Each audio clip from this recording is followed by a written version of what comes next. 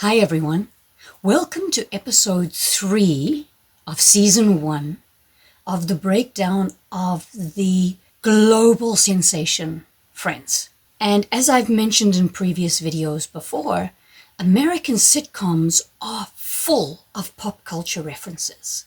Many get missed in the jokes that we watch because people who didn't grow up in the United States don't fully understand those jokes. And that is the purpose of this series, for me to break those pop culture references down so that you understand the episode better and get some more enjoyment out of it. Hopefully, after you finish watching this video, you will go back and watch the episode again and see how much more you get from it. At the end of each of these episodes, I give you a little bit of extra trivia or possibly some inconsistencies from the show. And if you look in the description box below, you will see some extra words and some definitions that I didn't mention in this video. And with that, let's launch into Season 1, Episode 3, The One with the Thumb. Dear Ms. Buffet, thank you for calling attention to our error. We have credited your account to $500. We're sorry for the inconvenience and hope you'll accept this football phone as our free gift. Do you believe this? Now I have $1,000 and a football phone. A football phone, as you can see here, is a gimmick that you could buy in the United States. You can probably still buy them now, but nobody really has landlines anymore. We all have cell phones. But it was a phone that people could buy, and it was shaped like an American football. And the bank gave one to Phoebe as a gift, along with $1,000, because they thought that they had made an error in her bank account. So I think Alan will become the yardstick against which all future boyfriends will be measured. A yardstick is basically just a ruler that measures a yard, the same way that many of us use a meter ruler to measure a meter. But a yardstick has also become an expression which represents a standard for comparison when judging other people or things. So Ross says, no, this boyfriend is great, and he is going to be the yardstick, the standard that all future boyfriends will be compared to. Really? Oh, yeah, I'd marry him just for his David Hasselhoff impression alone. You know I'm going to be doing that at parties, right? In this reference, Chandler is referring to a show called Baywatch. Some of you may have seen it. It was very big in the 90s. It ran for 11 years. It starred David Hasselhoff. And one of the most famous things about Baywatch was the slow motion running sequences along the beach. Everybody was in swimsuits and they ran along the beach a lot. They were lifeguards and they were running along the beach to help someone or into the water to save someone.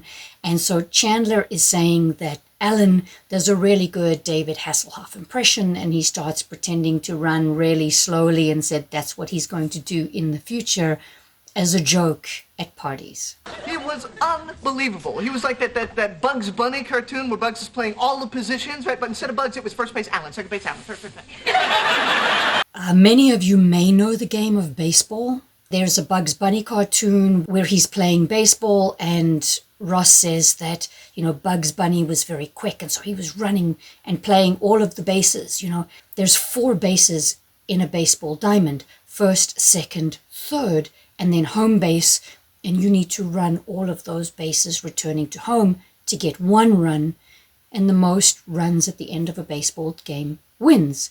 So he was saying that Bugs Bunny threw the ball, ran to first, second, third, and home to get people out, and that Alan seemed to play all of the bases, and that's how they won. Yep, we sure showed those Hasidic Jewelers a thing or two about softball. Nice. A few seconds later, Chandler says, well, that'll show those Hasidic Jewelers a thing or two about softball. Hasidic Jews are a branch of ultra-Orthodox Judaism known for their strict adherence to traditional principles within the religion. The joke is that Hasidic Jews are not considered to be particularly athletic or competitive. The joke is that the team may not be that good. They probably weren't a great challenge to begin with. And he says that'll show the Hasidic Jewelers, which is obviously a jewelry store owned by Hasidic Jews, a thing or two about softball. I brought you alphabet soup. Did you pick out the vowels? Yes, but I left in the Y's. Because, sometimes Y. Phoebe brings Lizzie some alphabet soup when she brings her the football phone and the money. Alphabet soup is only really found in America and Canada, and it's a soup with all the letters of the alphabet made out of pasta. It's a very common meal for kids as they grow up. And she says, I brought you some alphabet soup, but Lizzie, who obviously is just a little strange, doesn't want any of the vowels in. So she says to her, did you take out the vowels? Now, the English vowels, as many of you may know, is A, E, I, O, and U. However, there is a chant that we are taught as kids, A, E, I, O, U, and sometimes Y. Because sometimes the letter Y, even though it's not a vowel, acts as one. For example, in the word gym, G-Y-M, the letter Y in that word acts as a vowel because every word basically needs to have a vowel. So she said she removed all of the vowels and the Y's because A, E, I, O, U, and sometimes Y. I have to give you something. No, it's fine. Do you want my tinfoil hat? No, because you need that.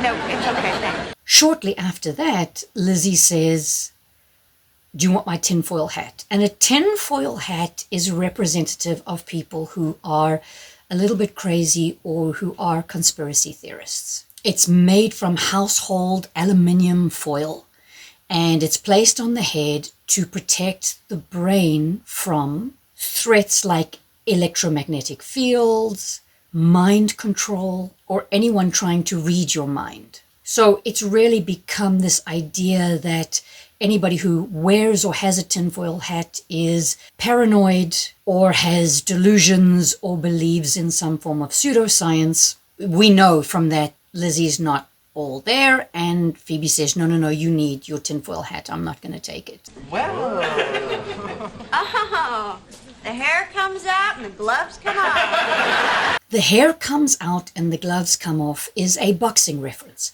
She's basically saying, as soon as Phoebe removes the hair from her mouth, which she was criticized for chewing when she gets nervous, and she says, the gloves come off. In English, if we say the gloves are off, it means that people are going to start boxing bare-knuckled, which means that a lot of the rules go out the window and that the fight might become more aggressive and more underhanded. So the hair comes out and the gloves come off because Phoebe made a comment about Rachel not being a good waitress and not delivering the correct orders to people. Ooh, Lambchop. How old is that sock? If I had a sock on my hand for 30 years, it'd be talking too. The last reference for this show is Chandler sitting, and he's obviously very annoyed because he's given up smoking, so he's going through withdrawal, and he's having nicotine patches put on, and he was getting very grumpy. And he was saying, Lambchop, and making some negative comments. How old is that sock? Because Shari Lewis had a puppet called Lambchop, and that was part of my childhood as well. It was really cool. And Lambchop was just the sweetest little character and was on multiple shows, including Sesame Street and The Puppeteer Ventriloquist, which means that you can speak without moving your lips, was called Shari Lewis. And Shari Lewis and Lambchop were very popular with kids from the 50s to the 90s. And many of us know Lambchop. There are a couple of pieces of trivia that I will mention now. You may have noticed Chandler smoking in his office, in Central Perk, and for us all looking at it now, it seems really, really strange because you cannot smoke inside anywhere. Even a lot of smokers don't smoke inside their homes. They smoke on balconies or outside.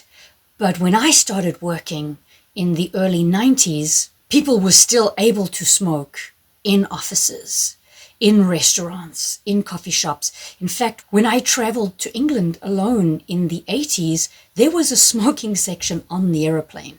We've come a long way since then, but it even looked strange now to me watching Chandler smoke inside. I also wanted to explain what Pop-Tarts are, because you do hear it in a lot of American shows, and they're like a breakfast pastry with some different fillings inside depending which ones you buy. They're obviously full, chock-a-block full of sugar and not particularly good for you, but they're easy to make, especially for kids. And you just take them, you put them in a toaster, you toast them, they pop out. They're a pastry tart, and that's why they're called Pop-Tarts, because they are tarts that pop up out of the toaster. And the last thing I wanted to mention was Rachel sort of started crying when Monica said she was going to break up with Alan, and she was talking about, I wanted to introduce him to my family because the holidays are coming up. And when Americans talk about the holidays, they're talking about the Thanksgiving through Christmas season. Thanksgiving in the United States is the fourth Thursday of November, and Christmas everywhere is December 25th.